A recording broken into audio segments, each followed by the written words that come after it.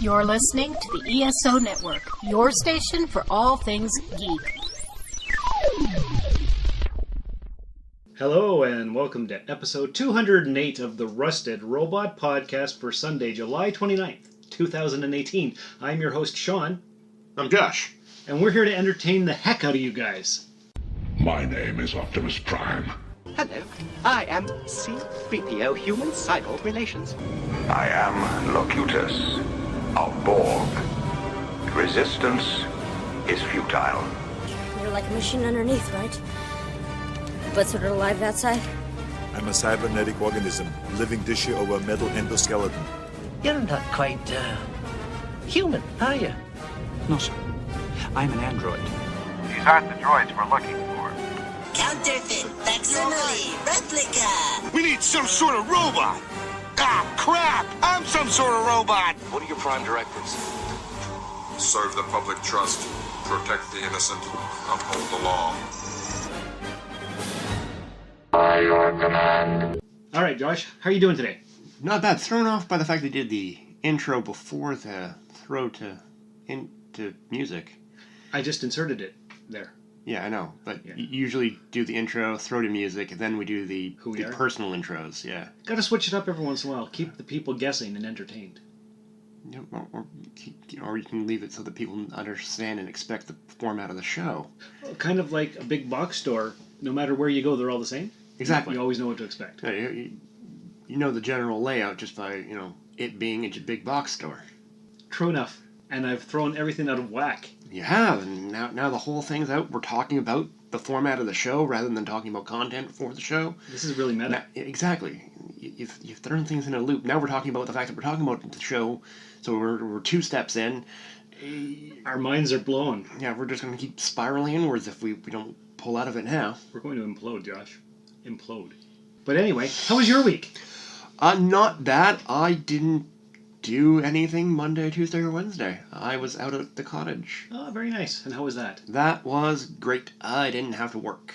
I didn't have to fix anything. Ooh. I didn't have to deal with any stupid people making stupid mistakes. I didn't have to deal with people breaking things. Right on. Sounds like a lot of fun. Yeah. Guess what I did yesterday? What'd you do yesterday? This weekend here in Timmins is the 3rd annual Rock on the River Music Festival concert extravaganza. Okay, yeah. I worked the bar last night. You worked the bar? I was pulling beer for Full Beard Brewing Company. Well, there we go. Yep, so that was a lot of fun. Good music. It goes on again tonight, which is Saturday, even though this comes out Sunday. Lots of fun. All right. Yeah, it's not something I normally do, but I have my smart serve, and I figured I'd volunteer, and there it was. Well, there we go. Yeah. How about talking about some trailers and stuff? We can talk some trailers. Not a lot of news coming out of pop culture this week. Well, we're in the post-San Diego lull, right? 'Cause everybody blew their load already. And there it is. So there's not much left to talk about. Yeah, we got to reload. But since we recorded last Saturday, lots of trailers came out after the recording, so we can talk about those. Next weekend, actually, is, I believe, Star Trek Las Vegas. The big convention that we're not going to go to either. Yeah. Very sad turn of events. I've never been to a big convention. It'd be nice to go one day. Oh, you've been to the one here in Timmins. That's true. And I'm going to the one in the Sioux at the end of September. Yeah, so, those are big. Gigantic. Yeah. Yes. I have been to Fan Expo in Toronto, so that was pretty big. That was a general convention, not a specific Star Trek convention or anything like that. I've gone to anime conventions, and I've gone to general geekdom conventions. I've never been to a specific show convention or specific franchise convention. Mm-hmm. Yeah, I think that'd be pretty intense. Yeah. Like, it much more narrowly focused. Right, so you have to really like the thing. Yeah. And I would totally go to a Star Trek convention or the Star Trek cruise. So I couldn't do the cruise. That would be too much. Think so? Yeah, that'd be too much. A week of being on a boat with all the Star Trek guys? Yeah. There's a limit. All right, and you got to play within it. Yeah. Okay, I gotcha. But I'd like to go to. I can go to a Star Trek convention. Yeah.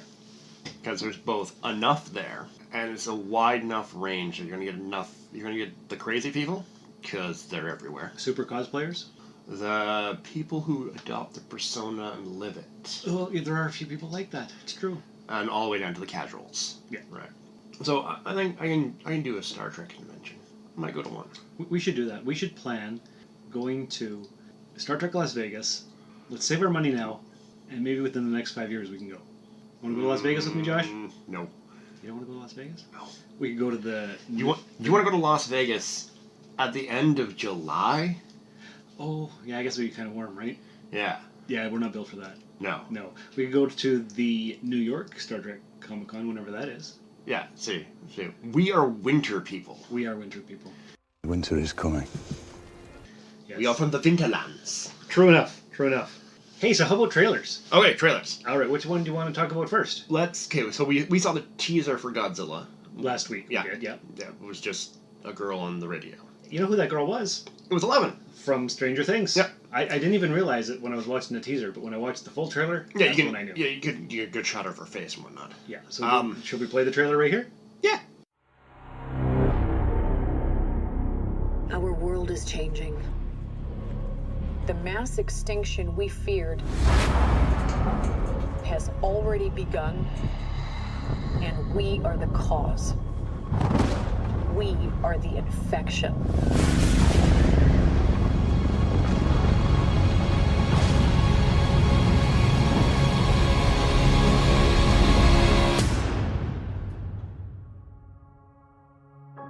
But like all living organisms, the Earth unleashed a fever to fight this infection.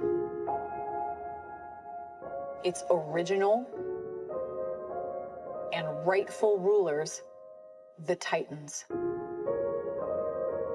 For thousands of years, these creatures have remained in hiding around the world.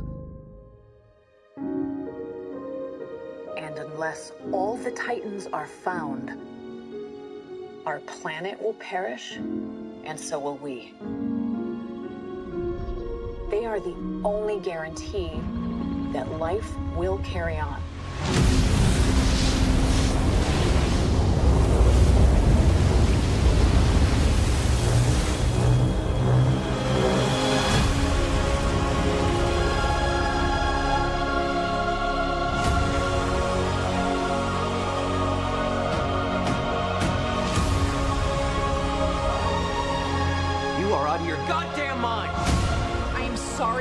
But this is the only way.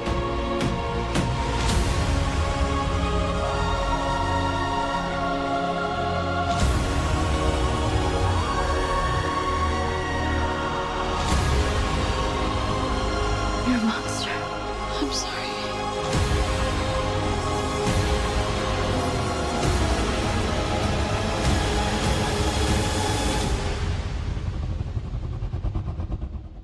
Long live the king.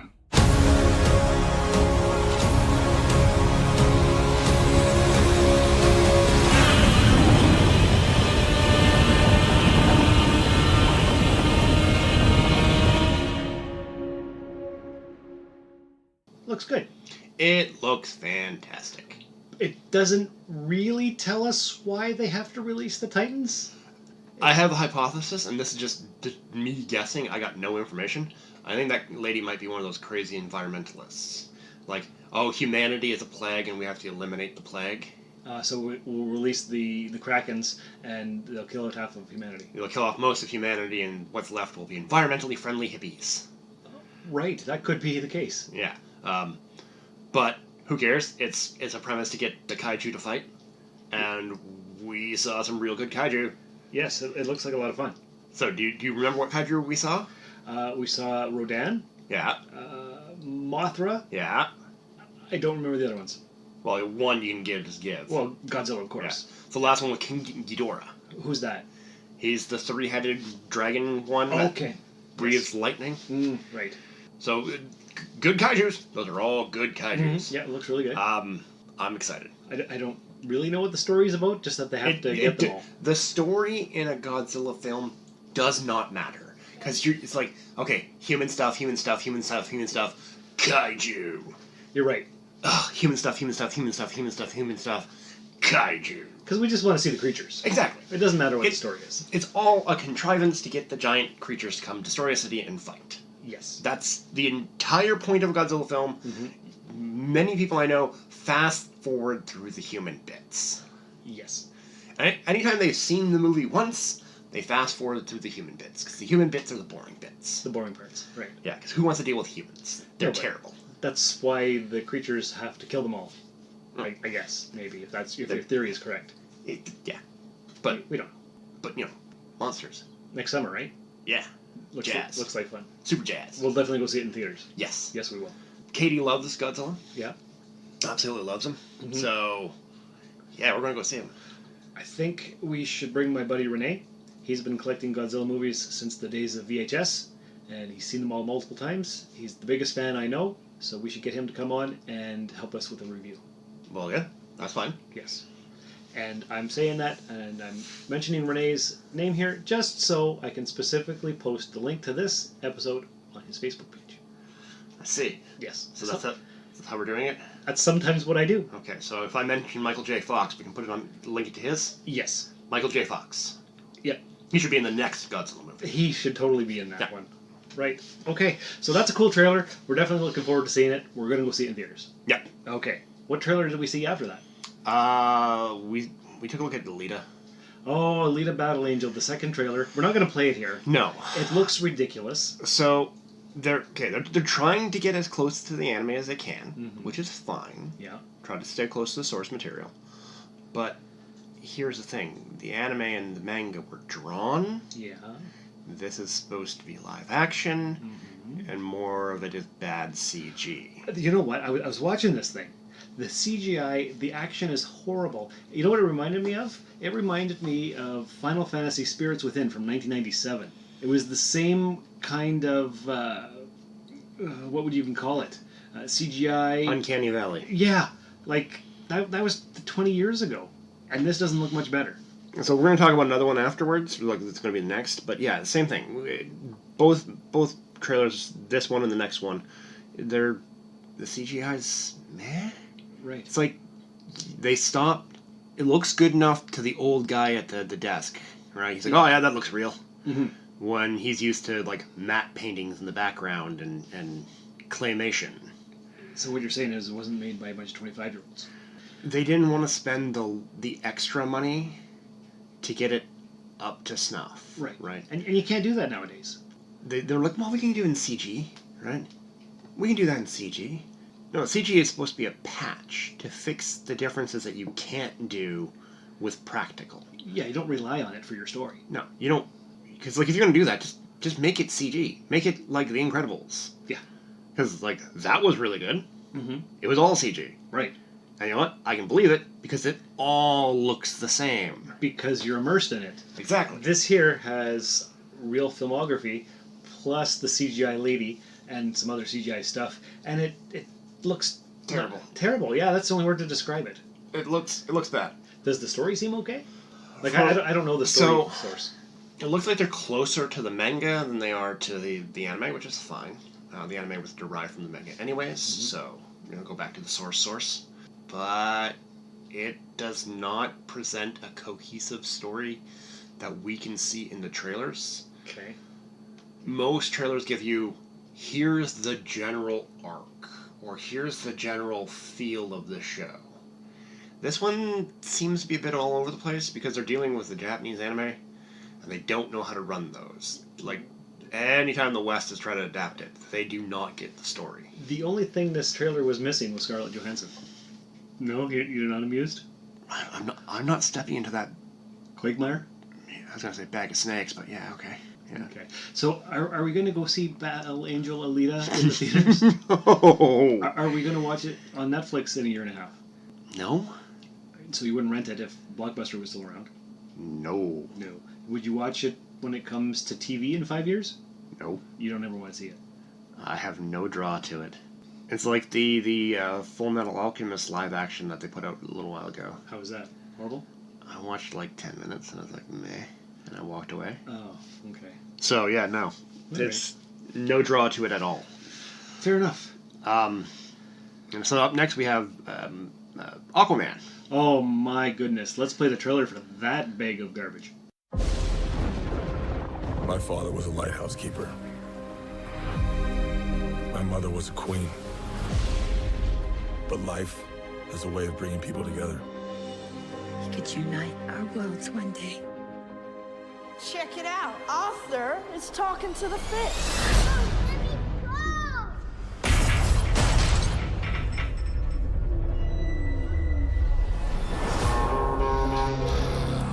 They made me what I am.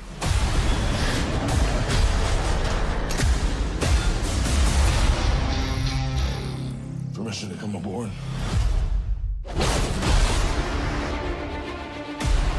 I've been looking for you. Your half-brother, King Orm, is about to declare war upon the surface world. The only way to stop this war is for you to take your rightful place as king. Trust me, I am no king. You do your best thinking when you're not thinking at all. That was the worst pep talk ever. Might want to strap in. Welcome home.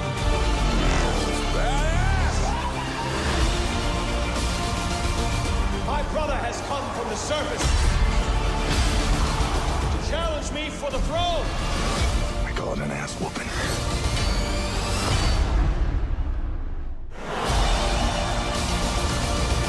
I'm no leader. I came because I have no choice. I came to save my home and the people that I love. You think you're unworthy to lead because you're of two different worlds.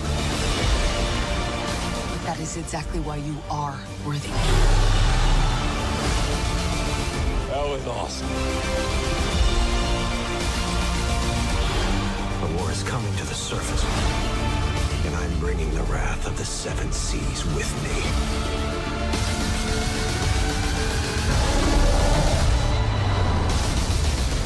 We're here. What are you doing? Wait. She never parachute. Redheads! You gotta love them.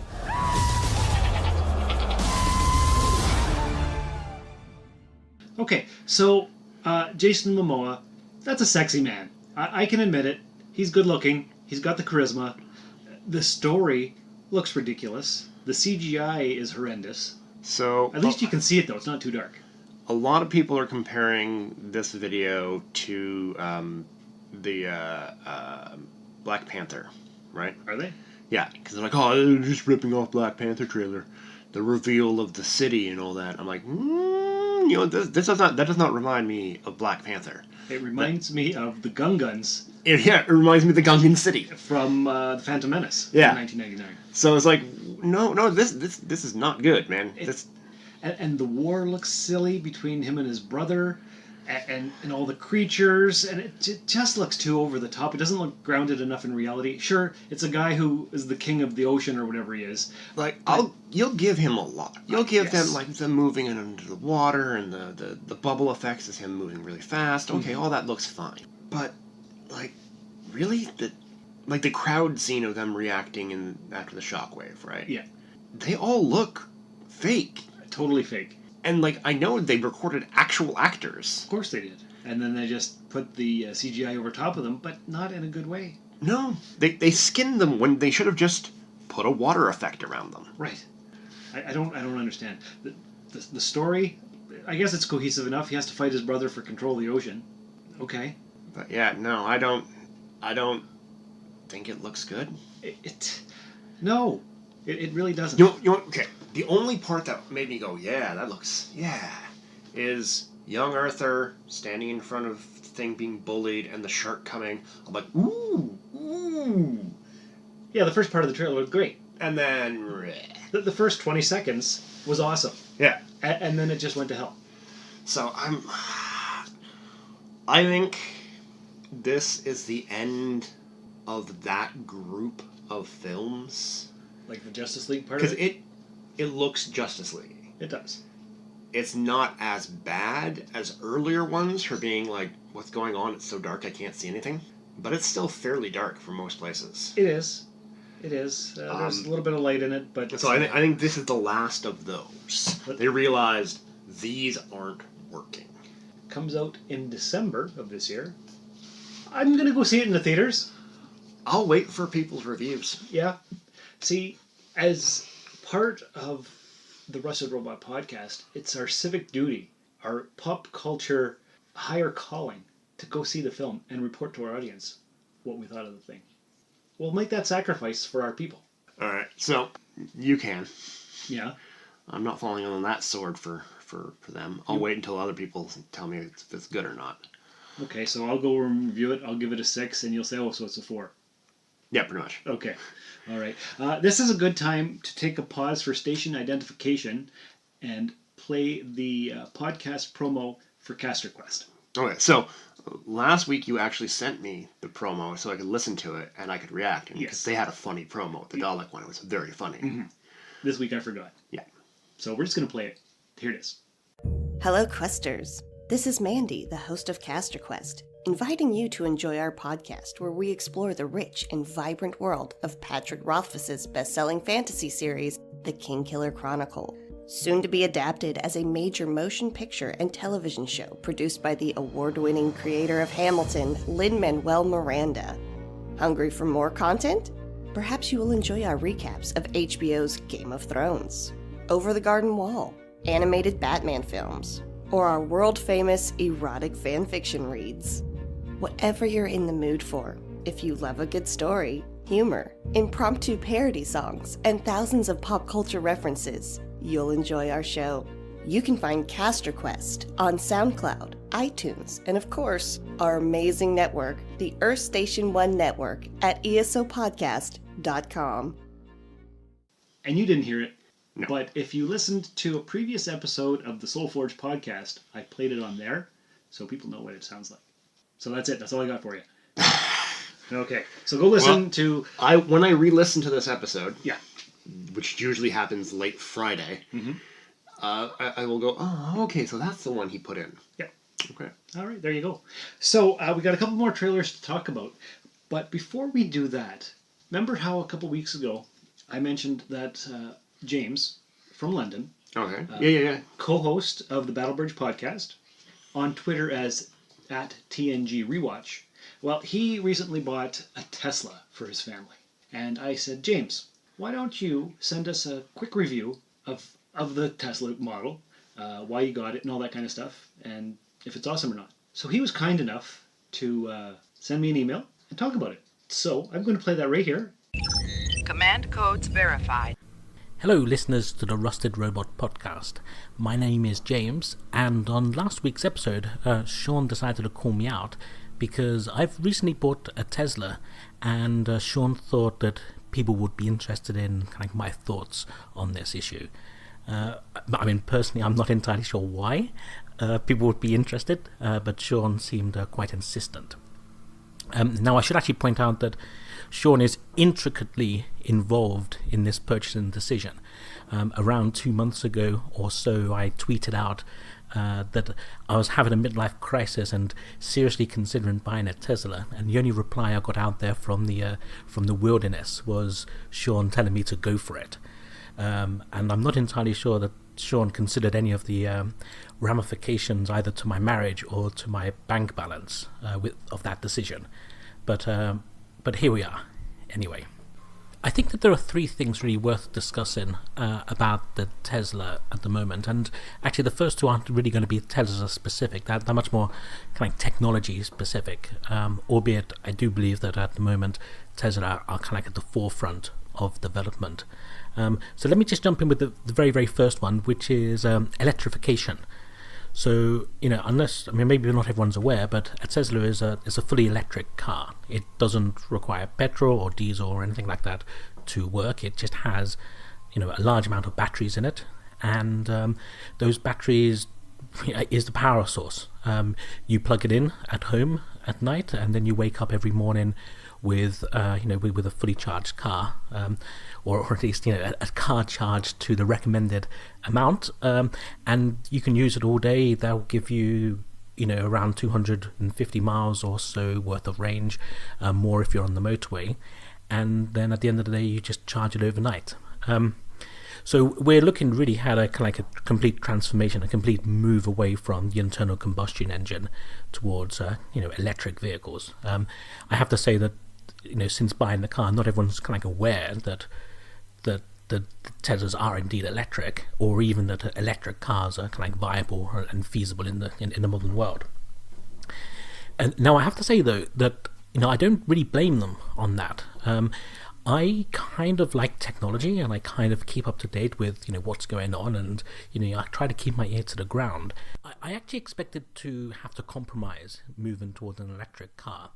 I thought it would be either extremely inconvenient, or the performance wouldn't be there, or the range wouldn't be there, or something else that might even really be in public consciousness at the moment. And my main takeaway now that I own a car like this is, boy, was I completely wrong. It's actually the main takeaway that I have with having moved over towards the Tesla in general, is that I am absolutely 100% certain that this is the way of the future. Everything about owning the electric vehicle is better than owning an internal combustion engine vehicle, right across the board. So you have better performance, so you can the car is faster, more responsive. The way that the car is built, you're losing a lot of the stuff that takes up a lot of space in the car, so the cars are bigger, there's more kind of internal space. You have a better distribution in terms of weight, so the handling is better, the center of gravity is lower, there's not as much roll. It's almost, once you actually strip back the fact that for the last 100 years people have been kind of designing internal combustion engine cars better and better, and you almost start from a blank sheet of paper again, you realize how many compromises there are in an internal combustion engine car, and how we've been very good at designing around them. But it's really only when you strip them away that you realize that actually the fact that we're carrying gearboxes is a huge inconvenience, a huge downside on the performance, on the smoothness of transmission, things like that. And it's been a complete eye-opener to me. I have the car that I bought myself a Tesla Model X. It is a people carrier. I have 5 children. It's a 7-seater car. It has the performance both in terms of acceleration and also in terms of top speed of the top petrol cars you can buy. And it's kind of jaw-dropping to think of that you can get away from the lights faster than someone in their Porsche next to you with 2 seats. And of course you do it silently whilst they're kind of burning through the dinosaur juice.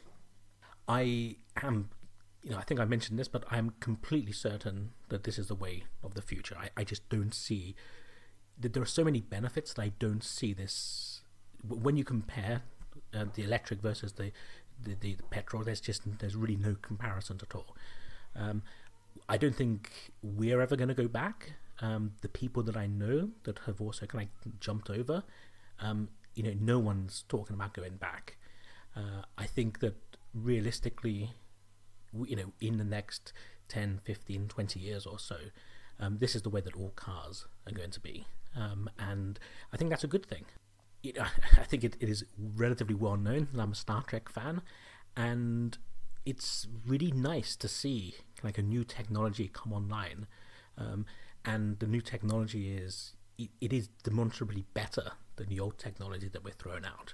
And this is before we get into discussions about air pollution, about the environmental sustainability of the internal combustion engine. You can park that to one side and not even mention it. If you just want a better technology, something that is that gives you better performance, better convenience, the electric vehicle is really where it's at. I should probably mention one thing about charging. I think charging is one thing that a lot of people are often worried about, because we've got used to this idea that you fill up a petrol tank, you will drive it for a couple of 100 miles, and then you'll fill it up again. And that's not really the model which you follow with electric vehicles. And in a way, it's not really a model that you follow with anything else that you own, whether it's a cell phone or a laptop or something. No one's sitting there waiting for the battery to drain down to zero before recharging it by pushing in some oil. So with the electric car, really it's designed to be charged overnight or topped up overnight. It's something that very often you might consider that, popping over to the petrol station and filling up is convenient. But, we've not been to a petrol station because it gets topped up overnight once it's sitting outside our house. So, the time and the effort it takes you to go to a petrol station, that's simply not there. You park it overnight, you plug it in, and then you wake up the next morning with 250-mile range. And you do that every day. So there is this, you almost remove the entire requirement for there to be infrastructure in terms of petrol stations. A lot of that really is not needed because you charge at home, you charge every day, and that's about it. I should say that one thing that often would be thrown back at electric vehicles, because they do have more limited range than a standard petrol car, although it's not by that much. But the big question often comes back is, well, how can you drive from here to London to Milan, for example, 1,000 miles across Europe? And that was something that I was very keen to answer before we make the plunge, because my mother, I visit my mother every year or so. She lives in the south of France. It's probably around a 600-kilometer journey one way. We have just come back from a trip to Denmark as well that we did in the car, and that was nearly, I think, a 900-kilometer journey. So being able to have these long-range journeys is important to us. The good thing about Tesla in particular is that they have built up a network of supercharging stations that they have, and it means that when you're on road trips, if I wanted to go, I think out of London you can get up to Middlesbrough, and that's about it. But if you wanted to go to Edinburgh, it's more than the range of the car, so you'd have to stop and charge on the way. But Tesla, they do have these superchargers. You just drive up to them, you plug yourself in, and you basically just refuel or repower.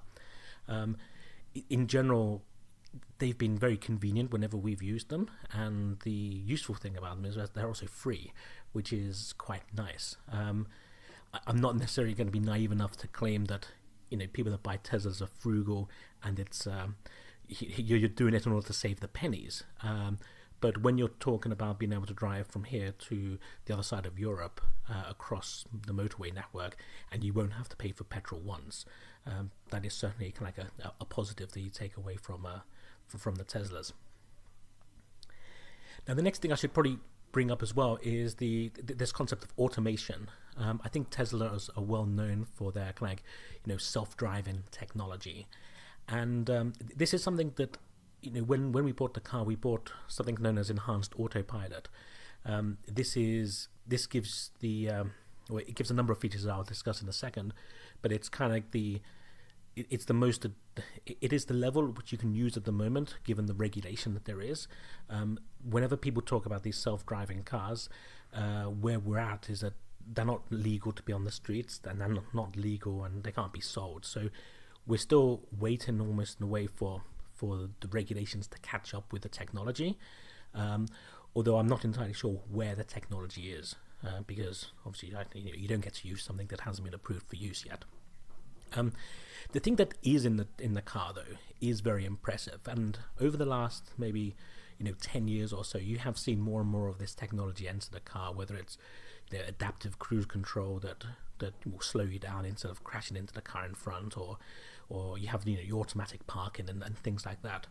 I'm I certainly see this as big progress that is continuing to be done. I don't think it is as significant and as groundbreaking as electrification, but it's certainly very, very good. In the Tesla, the features that you have is you have adaptive cruise control, so you just tell the car to go at 70 miles an hour and it will, or up to 70 miles an hour it won't crash into the car in front. You can also tell it to stay in the lane, so it will steer for you and it will make sure that you don't veer out of the lane on the motorway. It also has automatic lane change. So all you need to do if you want to change a lane is you use your indicator, and it moves the car. It comes out of one lane, goes into the other. It's actually a very useful feature. It's not, it's obviously not fully autonomous yet, But in terms of some of the journeys that I do, and in particular, if you're going around the M25, it really does help you a lot. It helps that the effort is really taken out of driving when you're on the motorway. And I should point out that this is really, really motorway only driving.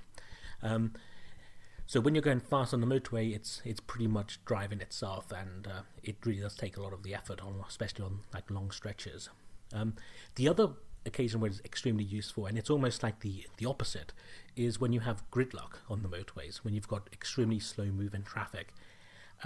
If you're doing like a 5 mile, 10 mile an hour, stop start section, which is not uncommon for the M25, having the car do that for you, accelerate, slow down, turn, and all of the rest of it, and even react to things like when people cut in and stuff like that, it really again takes the effort out of driving on motorways.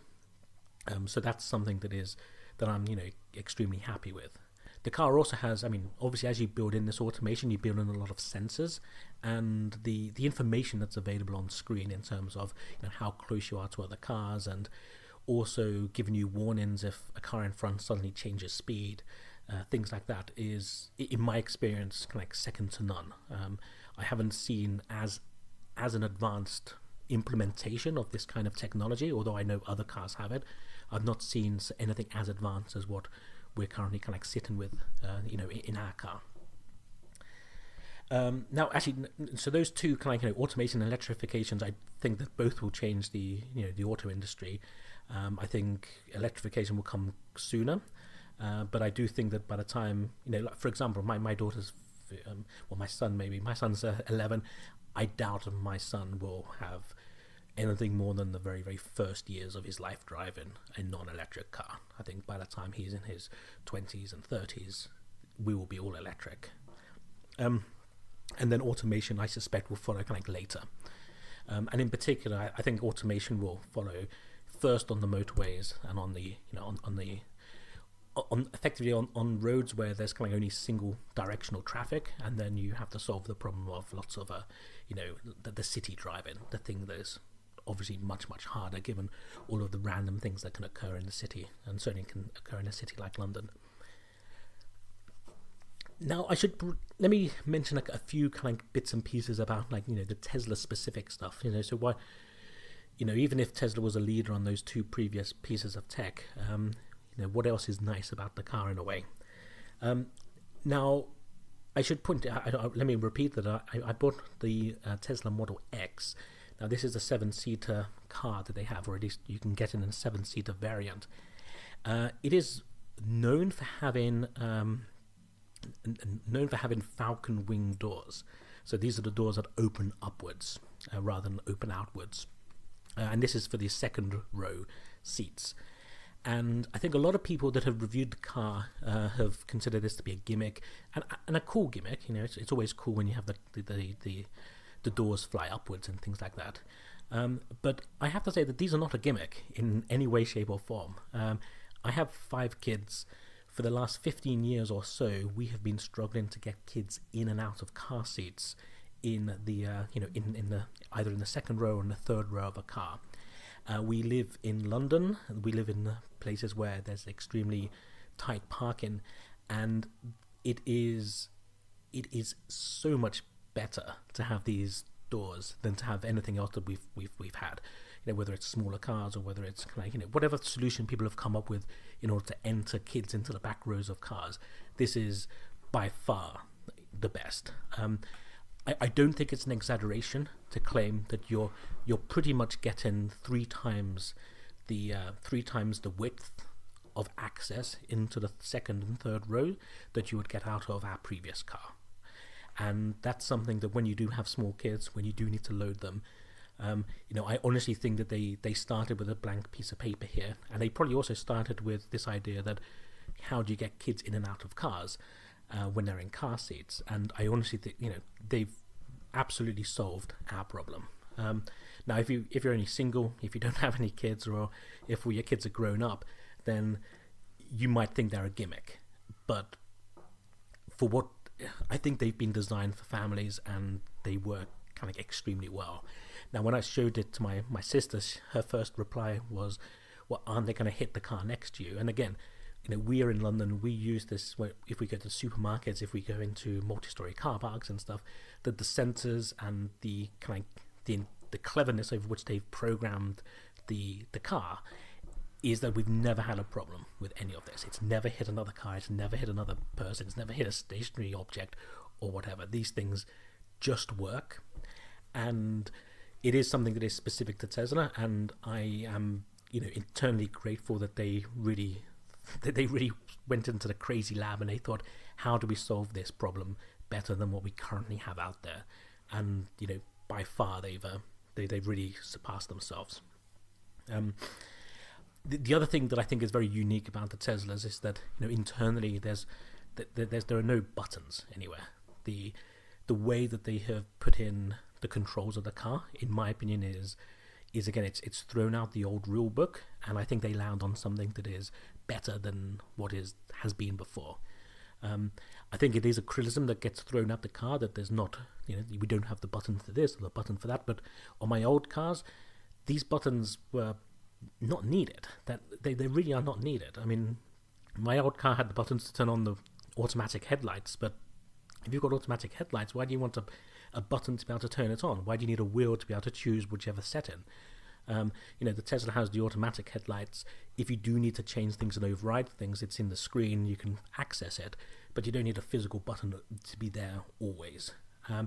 You don't need physical buttons so that you can turn off your traction control. I mean, to me, it was really refreshing to see some of this clutter that has been built up over the years that infests a lot of cars disappear.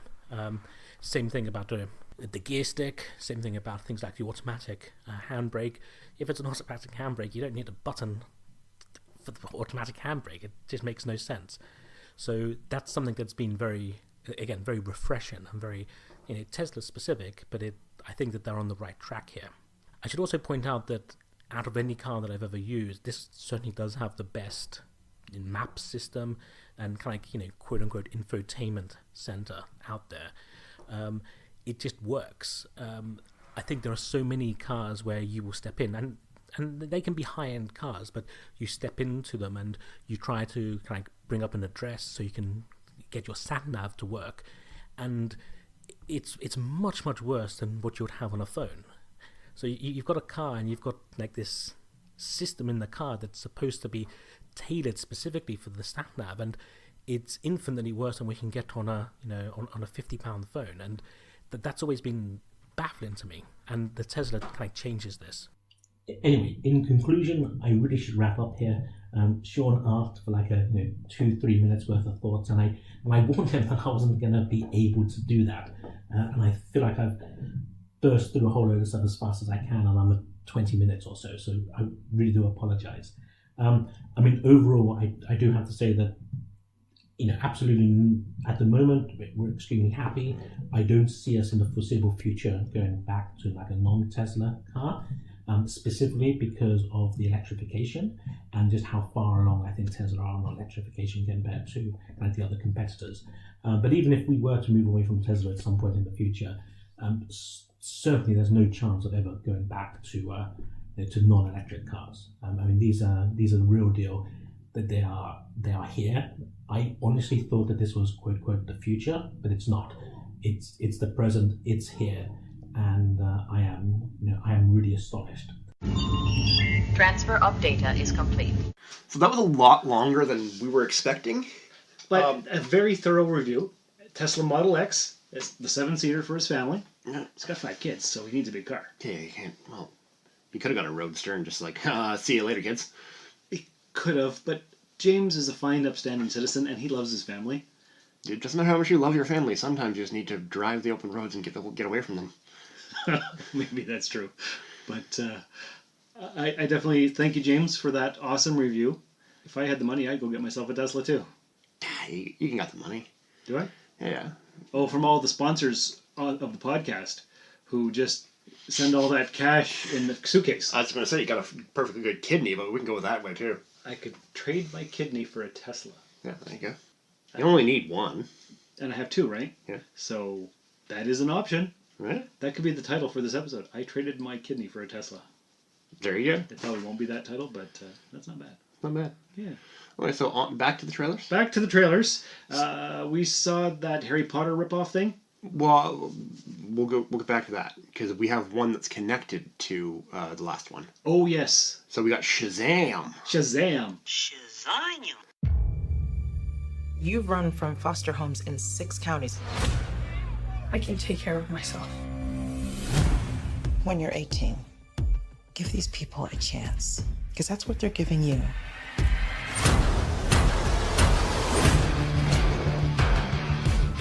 This is Billy Batson. Make sure you make him feel at home. They seem nice, but don't buy it. It gets real Game of Thrones around here.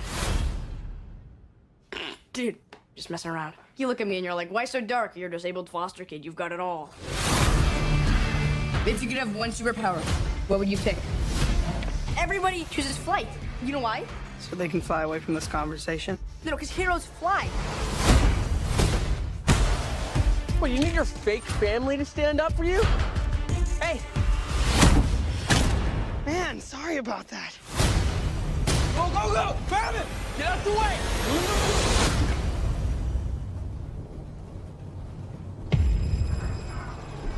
Billy Batson.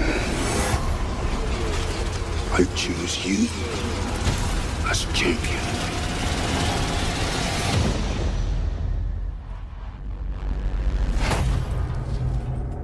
Hello? Say my name so my powers may flow through you. But I don't know your name, sir. Shazam. Are you for real? Say, okay! Shazam?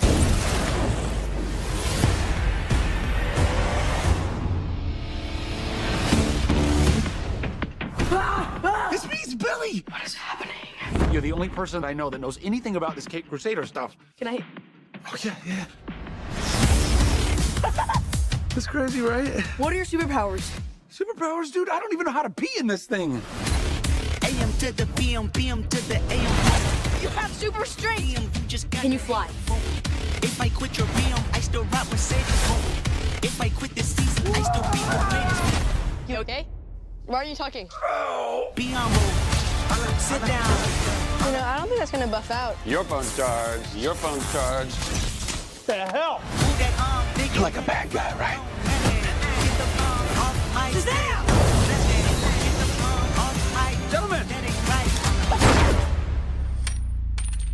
You have bullet immunity! I'm bulletproof. You're dead. Sorry about your window, Have a good but night. you're welcome for not getting robbed. Oh, hey, what's up? I'm a superhero.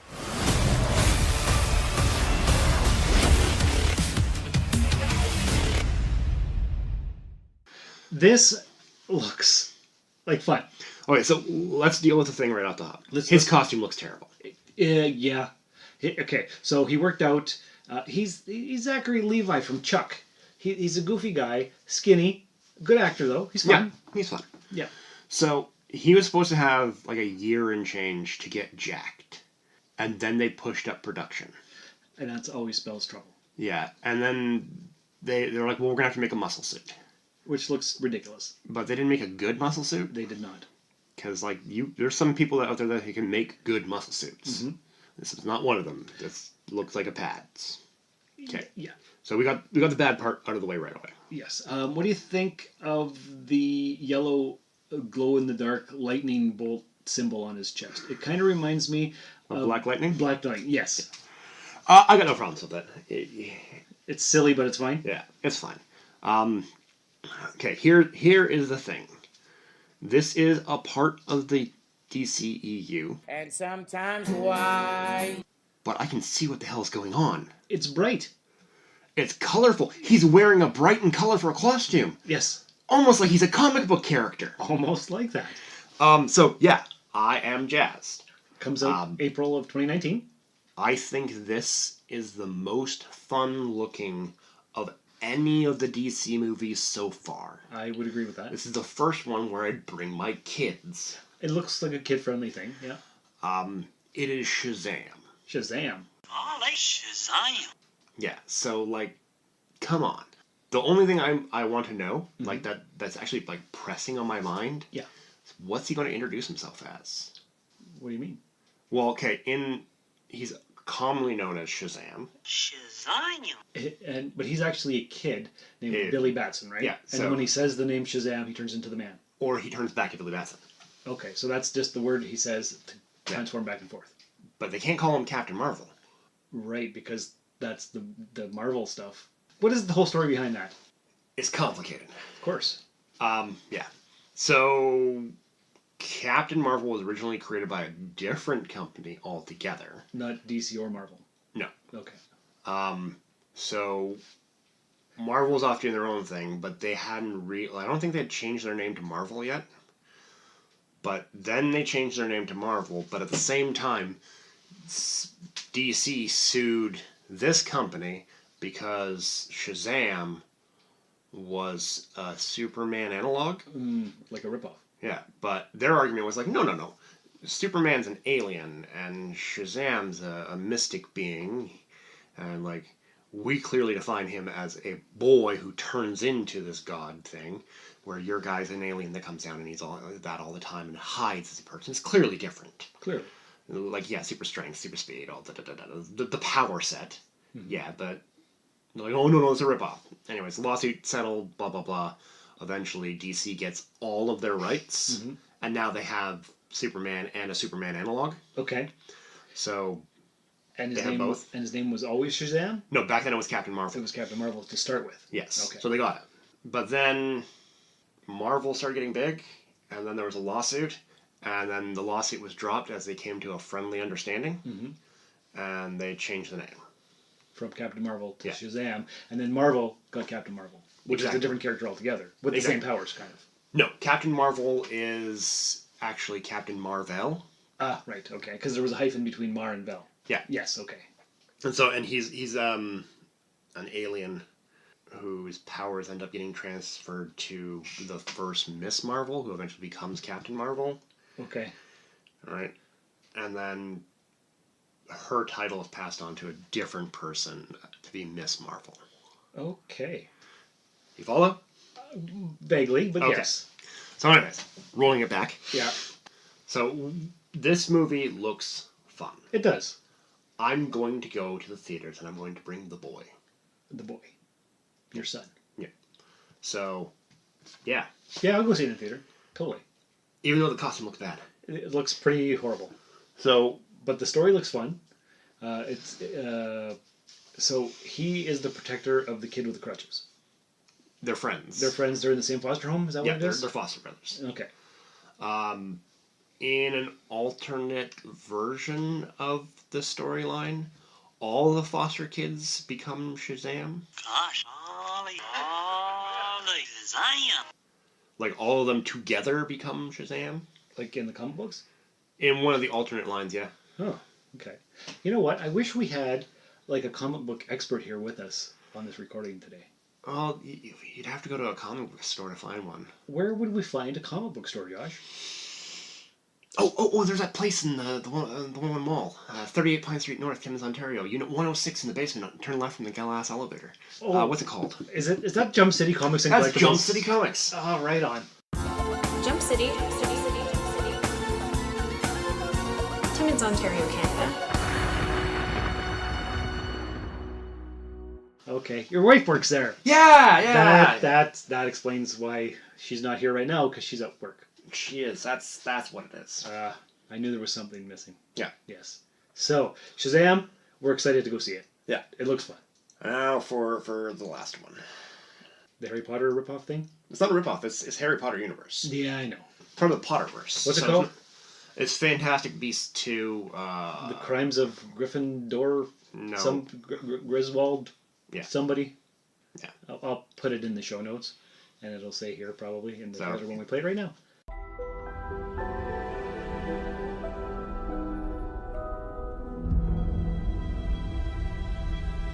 I'm scared, Professor Dumbledore.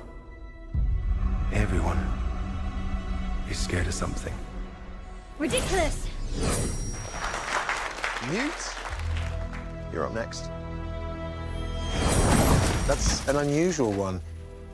What Mr. Scamander fears above everything else is...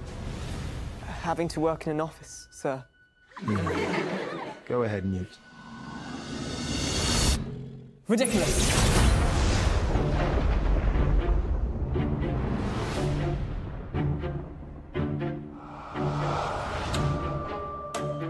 Magic blooms only in rare souls. Still, we must skulk in shadows.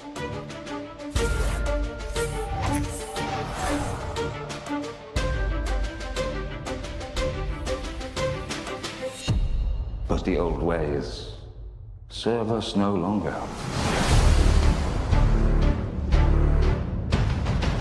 I take it you've heard the rumors. Grindalwald had a vision that he would rise to dominance over the wizarding world. So you're asking me to help hunt him down?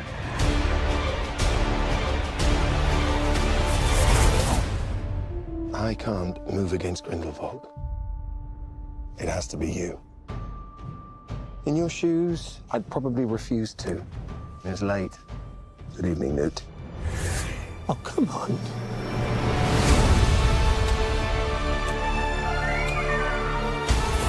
You underestimate your talents, Mr. Scamander. Their arrogance is a key to our victory.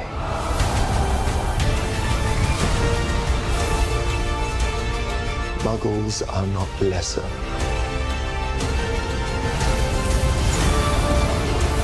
Not disposable.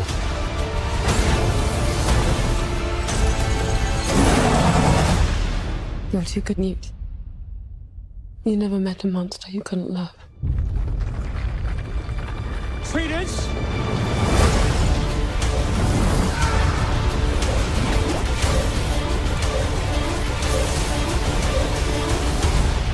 Mr. Scamander, do you think Dumbledore will mourn for you?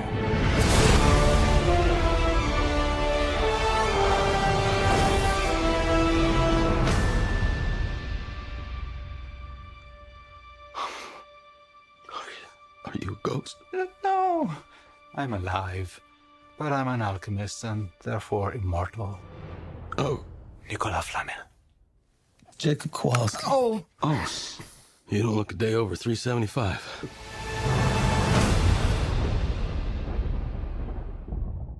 Okay, so you are a big Harry Potter fan? I am not. Me neither. I watched all the films when they came out. I have watched them with my children. Yep. I haven't seen the last two. Okay. Because my children didn't watch the last two. Okay.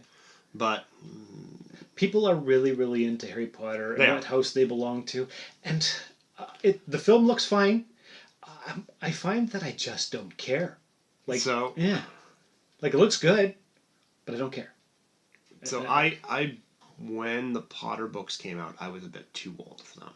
And I know other people my age got into them, but because like they're supposed to be good. I haven't read them. But the first one is not geared to my age group. And you kind of have to slog through the first one. Okay, that's the shorter one though? Or is that the longer one? I don't know. It's a shorter-ish one. It's a British book, so it's longer than the North American short books. Right. So you got to take that into account. Mm-hmm. So I never really got into them. I understand where people could like them. Like why people would go like, oh yeah, I'm this house and that house. It's got all the things that people would want. I just never got into them. Right. And at some point, you resent them. You find? Like when the books first came out and the movie first came out, like it's like I don't watch it. I don't read it. And that's all they were talking about. Yeah. That and Twilight. It was overload. It was that kind of genre overload. So like I never got into them. This looks okay. It does. It looks fine. Good CG. Yeah.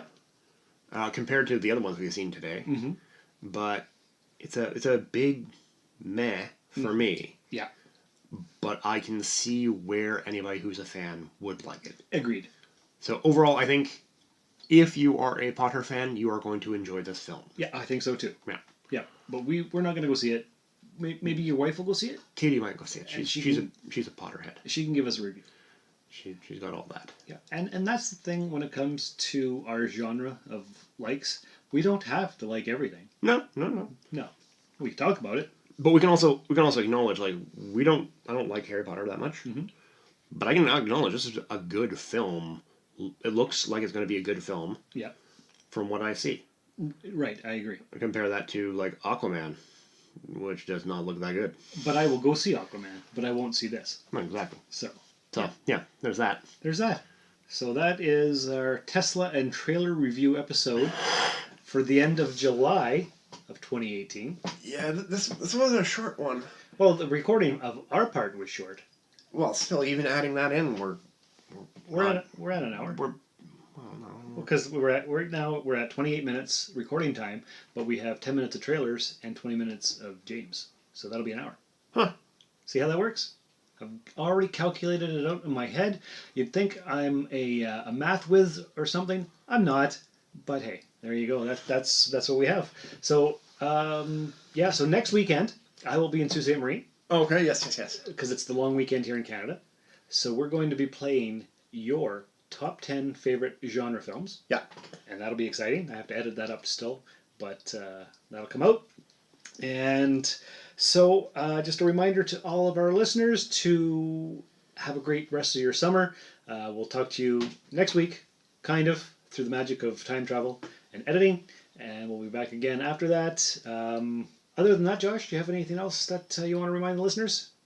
I got nothing. This has been a slow week. It has been. So share the links with your friends. Join the Facebook page and the group if you haven't. Follow us on Twitter. Leave a 5-star review in the iTunes store if you would be so kind. And remember, the key to immortality is first living a life worth remembering.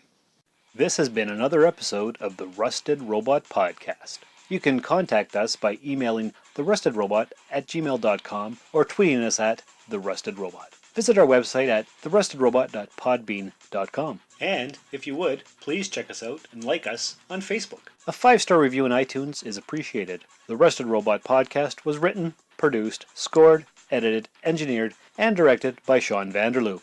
Your co-host was Josh Montney. Don't forget to visit Jump City Comics in the 101 Mall and listen to our other show, the Soulforge Podcast. Visit Sean on Twitter and Instagram at Darth Vaderloo. The Rusted Robot Podcast. Think about it. Don't let your repeated and crushing defeats get you down, old chum. Why, taking a savage beating is part of being a hero. Yeah, a C-list, no-power-having loser hero, maybe. Is Batman a C-lister? Is that what you think? Poppycock! He knows how to take a beating, never giving up until he wins. And why? Because he has heart. And heart is the only superpower you need. Super breath can come in fire, frost, or just plain bad. Shrinking's a power, but it's kinda sad. Shifting shape into a snake can give folks quite a fright. But only your heart will win us the fight. There's portal creation and astral projection, telekinesis and dead resurrection. With mind control, you're on a roll, and if you're lucky, flight. But only your heart will win us the fight. Who are you? Just a man or a Superman? The man we turn to for the plan.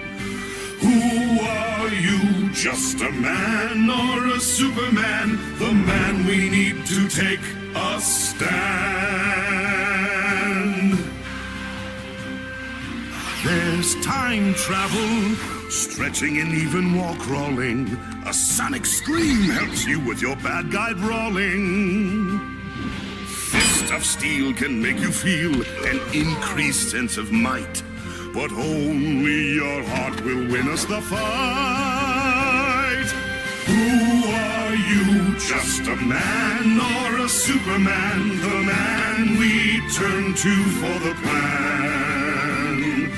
Who are you? Just a man or a Superman? The man Take a stand!